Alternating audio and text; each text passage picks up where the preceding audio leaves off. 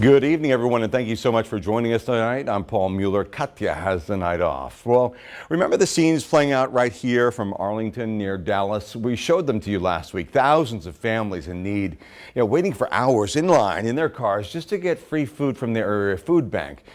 Not only in Arlington, but we've seen the images like this here at home. But the question tonight, what if families can't get the help they need? Sadly, that could happen. Our Greg Chandler now tells us why help like this could be going away. The Coastal Bend Food Bank started Tuesday's distribution event with enough food for 500 families.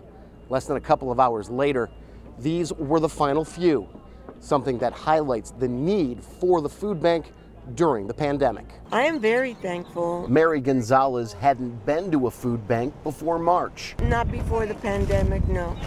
She says in these tough times, being able to count on the food bank has been an answered prayer. We have become more at-home people, so we get to cook more, and sometimes the funds are not there. Gonzalez isn't the only one who's needed help.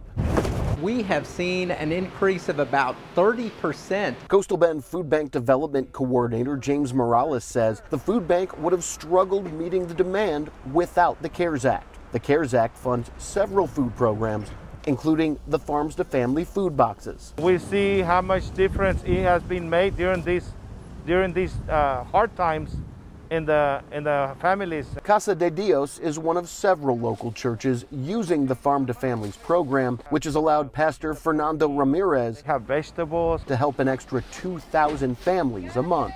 We have people constantly calling when we're going to get the boxes again, because it's a big benefit for them. But CARES Act funding runs out at the end of the year, leaving several programs in jeopardy. The food bank, however, isn't worried.